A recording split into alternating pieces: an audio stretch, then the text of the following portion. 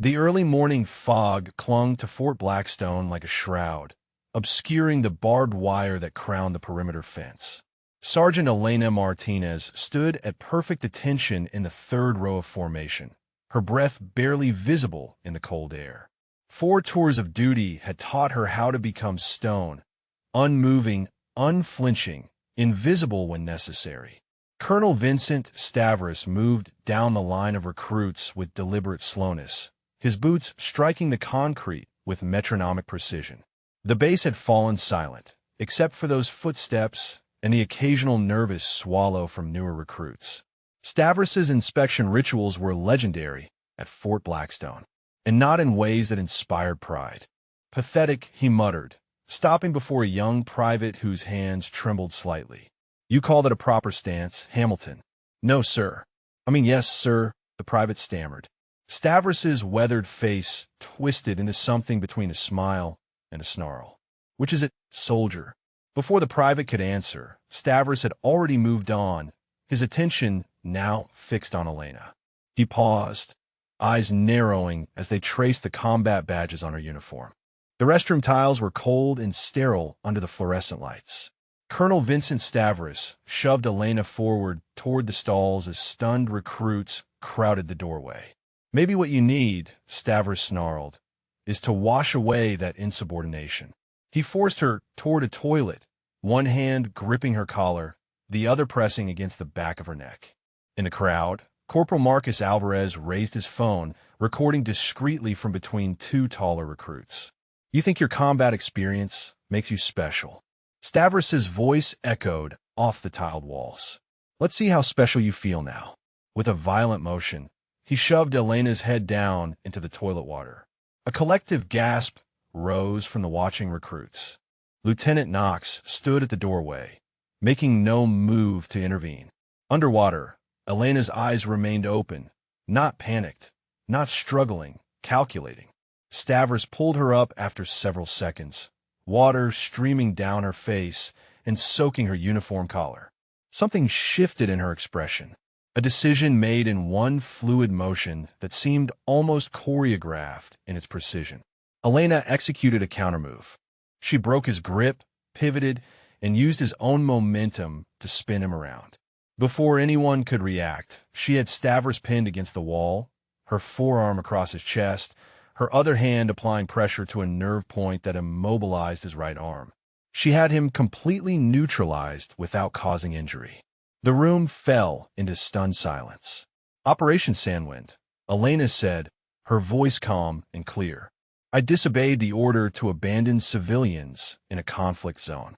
My team volunteered to stay.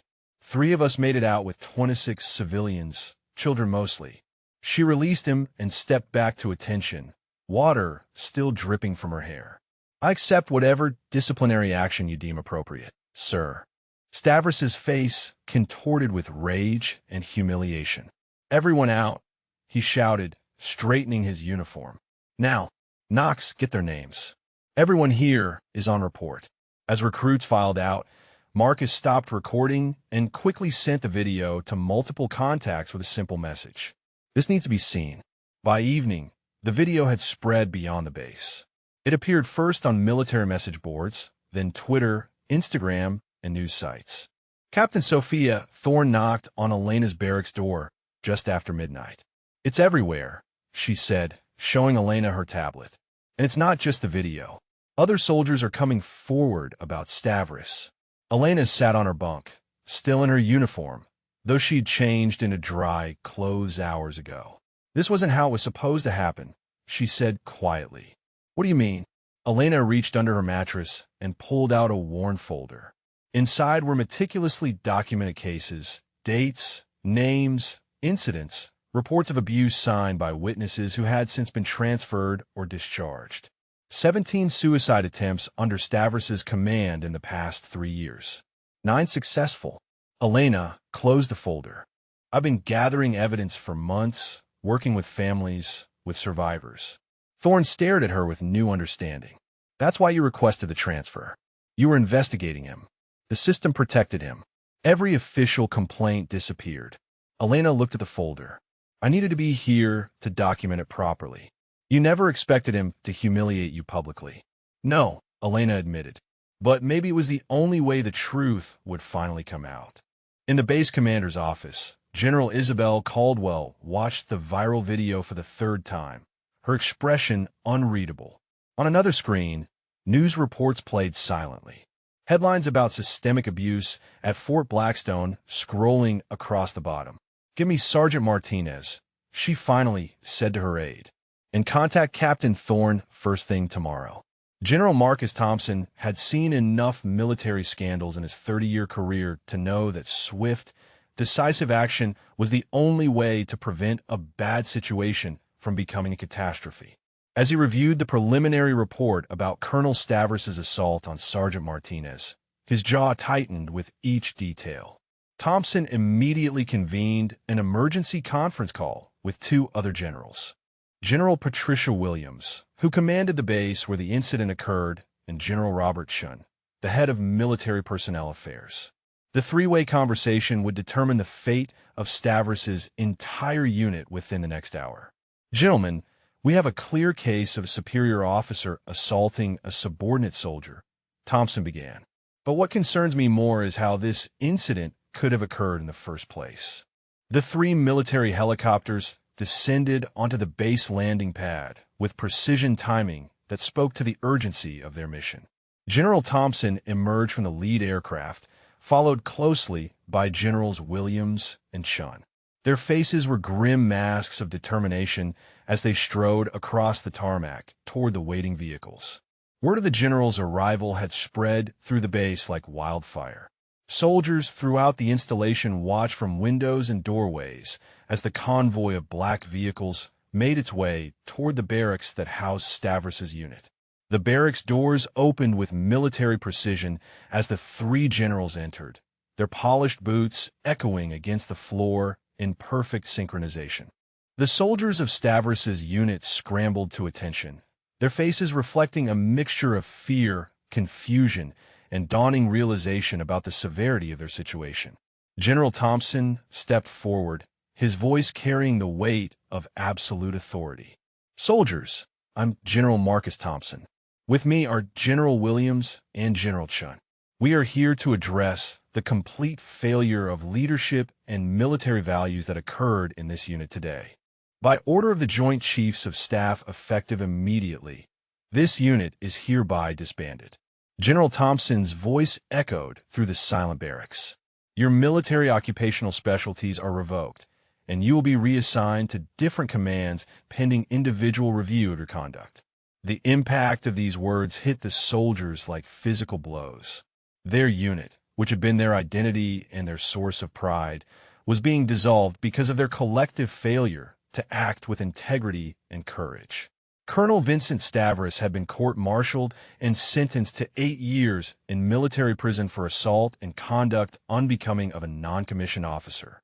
During his trial, additional evidence emerged of his discriminatory behavior toward multiple female soldiers throughout his career. Elena's recovery had been long and difficult. The traumatic brain injury she suffered required months of intensive rehabilitation, and she continued to experience headaches, memory issues, and balance problems. Medical evaluators determined that she would never be able to return to active combat duty, effectively ending the military career she had worked so hard to build. Despite her physical limitations, Elena had found new purpose as an advocate for military reform.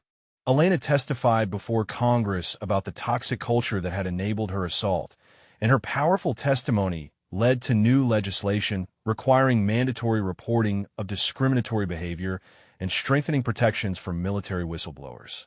Corporal Marcus Alvarez had been reassigned to a logistics unit where his military career continued, but remained forever marked by his failure to act decisively when Elena needed protection. He had received counseling and additional training on reporting procedures, and he now served as a mentor to new soldiers, sharing his hard-learned lessons about the importance of speaking up against misconduct. The other soldiers from the disbanded unit had been scattered across different commands, each carrying the weight of their collective failure. Some had been discharged from the military entirely, while others remained in service with permanent marks on their records. Private Torres had requested transfer to a military police unit, hoping to spend the rest of his career protecting soldiers from the kind of abuse Elena had endured. The three generals who had ordered the unit's disbandment had become symbols within the military of the new zero-tolerance approach to misconduct. General Thompson had been promoted to chairman of the Joint Chiefs of Staff, where he implemented sweeping reforms to military training and discipline procedures. General Williams had established a new military academy program focused specifically on ethical leadership and the prevention of toxic military culture. Her program became mandatory for all new officers and was credited with significantly reducing incidents of harassment and discrimination throughout the armed forces. The military base where the assault occurred had become a model for progressive military culture. New training programs emphasized the duty of every soldier to report misconduct, and clear procedures were established to protect soldiers who came forward with complaints about their superiors. Elena's assault had also sparked broader conversations about women in combat roles and the ongoing challenges they faced within military culture. Her case became a rallying point for advocates pushing for greater equality and protection for female service members. The disbandment of the unit had sent shock waves throughout the military establishment. No unit had been dissolved for disciplinary reasons in recent memory, and the precedent established by the general's action served as a powerful deterrent. Military training programs now included Elena's case as a required study in leadership ethics.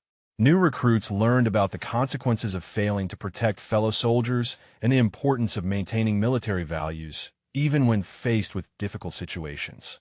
Years later, Elena Martinez's assault would be remembered as a turning point in military culture. The swift, decisive response by the three generals had demonstrated that the military was serious about eliminating toxic leadership and protecting all soldiers, regardless of gender, rank, or background. The young woman who had been struck down with a kick to the head had ultimately sparked changes that would protect countless future soldiers from experiencing the same trauma she had endured.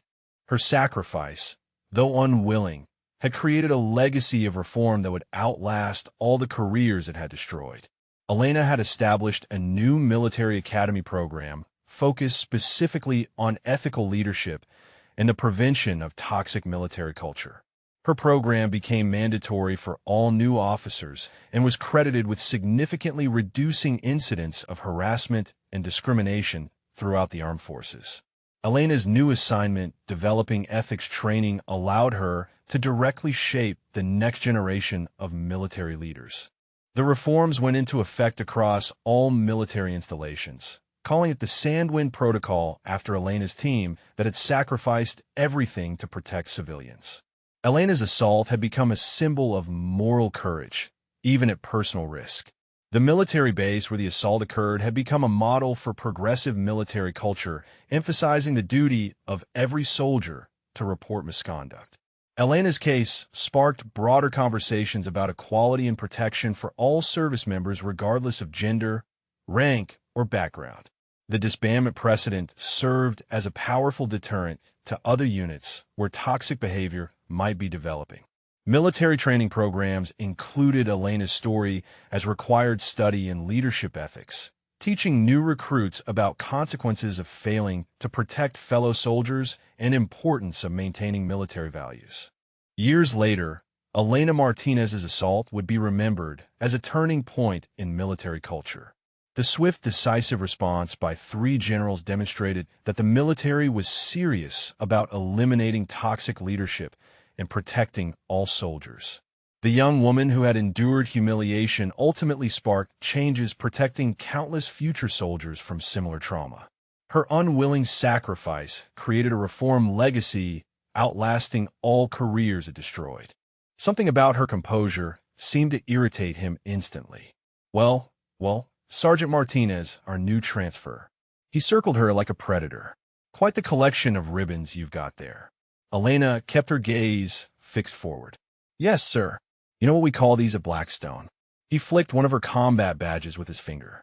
Participation trophies, especially for female soldiers who couldn't handle real combat. Several recruits shifted uncomfortably, but no one dared speak. Elena remained perfectly still, her expression neutral, which seemed to further agitate Stavros.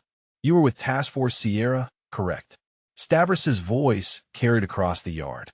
"Operation Sandwind." A flash of genuine emotion crossed Elena's face, so brief that only those looking closely would notice. Behind her eyes, fragments of memory. Gunfire, shouts over the radio, the weight of a civilian child in her arms. "Yes, sir," she responded, voice steady. 7 good men lost, Stavros said, emphasizing each word. Lieutenant Quillen Knox approached with a clipboard. "Sir, we should proceed with the training schedule." Stavros waved him off without looking. "I'm having a conversation with our decorated sergeant, Lieutenant."